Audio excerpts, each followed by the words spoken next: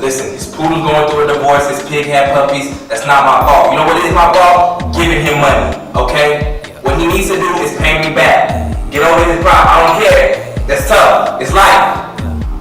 Yeah, 24 hours. That's it. That's all I gotta say. Bye.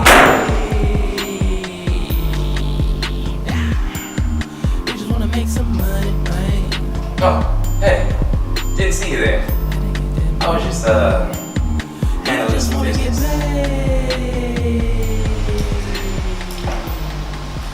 Hey guys, sorry about that. I'm David Morgan, and welcome to the final episode of Black Boys Can Read, where I show the world that not only can black boys play sports, rap, sing, and dance, but we can also read. Today is the final episode of the season, like I said, and I'll be joined by some very special guests. And to be honest, I'm pretty excited about it. And I hope you guys enjoyed it as much as I do.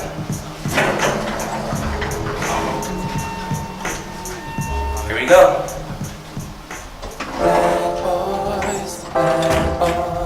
Black boys can read.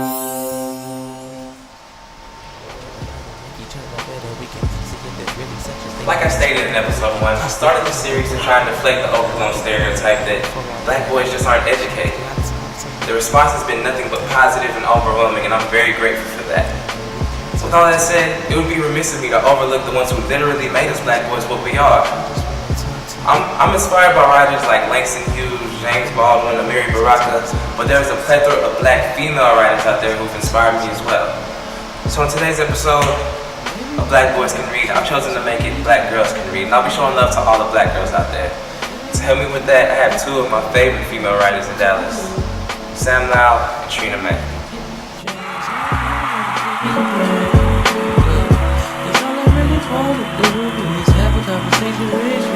Hello everyone, my name is Lao, and this is a piece from my song, If I.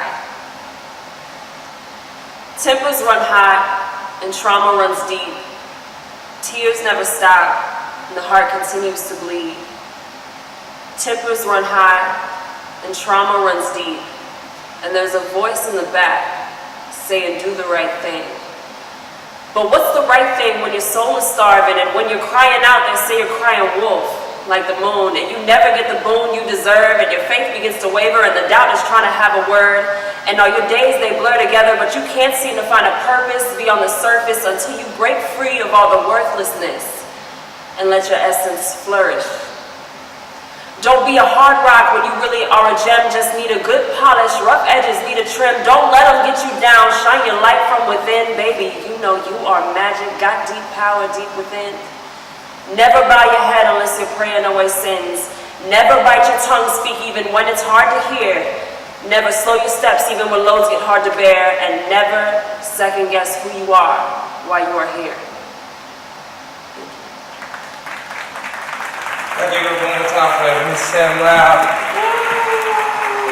Amazing, amazing. Thank you. So, that piece was written by you? Yes. One of your songs? Amazing. How long have you been doing this? I've been rapping for about 4 years now, but I've always been a bit of a poet. I did it all through high school, a little bit in college, and then I was able to come back to it through music. So you would say reading and writing has helped you throughout your, I guess, life? Absolutely, absolutely. I've always been a voracious reader. Like I love books. I love reading. Like one of my first jobs was at a bookstore, and my favorite thing was that they would let us borrow books. So I was constantly bringing books home and, just learning for the sake of learning, which I think is the best thing ever. And, reading and writing gives you a better vocabulary. It gives you a multitude of ways to say things in a beautiful manner. I agree. So what advice, I guess, do you have for any, young women or young kids in general out there, trying to find their purpose and find their voice? Just how do you? I would say it's okay to be afraid.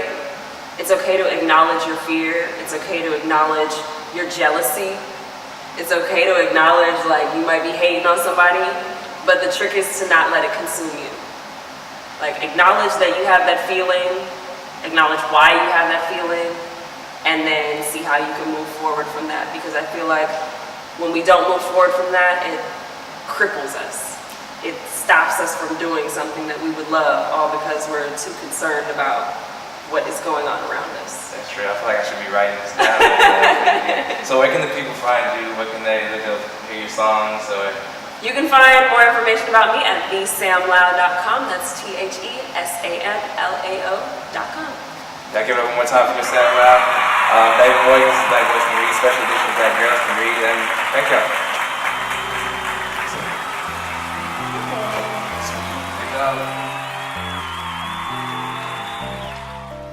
Hi, my name is Trina Mai, and I'll be doing a piece from my second poem book, which is called Repeat, and it's also on my second mixtape. All the fronts that we put on, yeah. You are like you care more, I act like I care less. So much just to find happiness. That is obsessed with being depressed. Bought my dress to get my freedom on. Now I feel love cause your love's gone. But he ain't, and he stays, and he wants more. But you're gone, and you left, I'm out the door. Take a look now, wonder where we were, I went wrong. But we won't ever know. But that's just how the story goes. Oh, I'm just saying. Oh, I'm just saying. I'm just saying. Oh, no, yeah.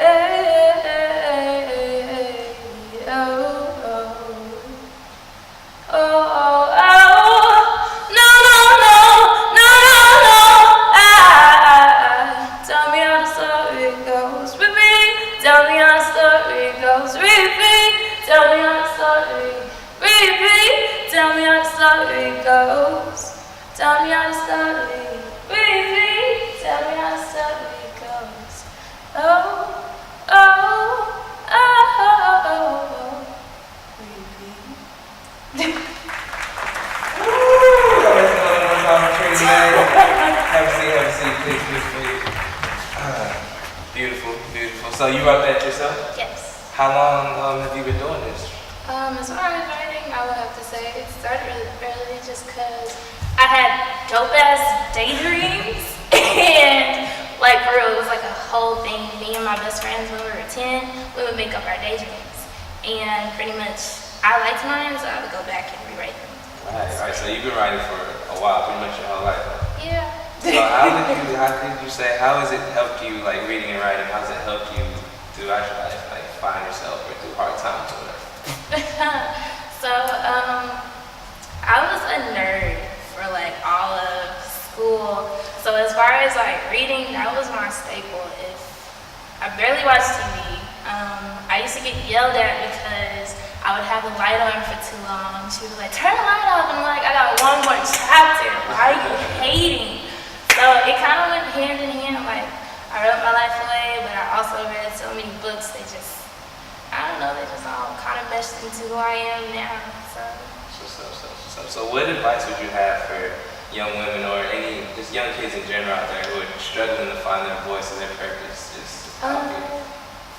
Most definitely.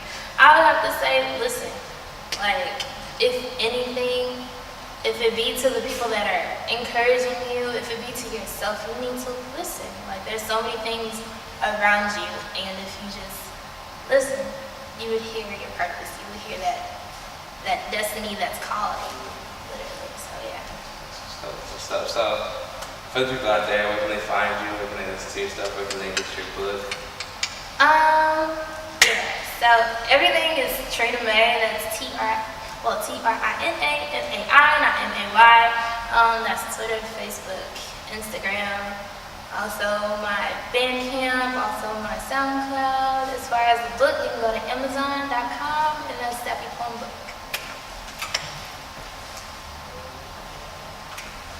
Alright, so it's Trina Mai, David Morgan, Black Boys Can Read. Thank y'all. Y'all give it up one more time for Sam Lao, Trina Mai. Yes, they deserve it all. I'm very grateful and truly honored that they were willing to assist me on this last episode. And to close it out, I'll be reading a piece from my third book, Life. Here we go. One day, you will wake up and realize you were not asleep. One day, you will wake up and realize you control your dreams.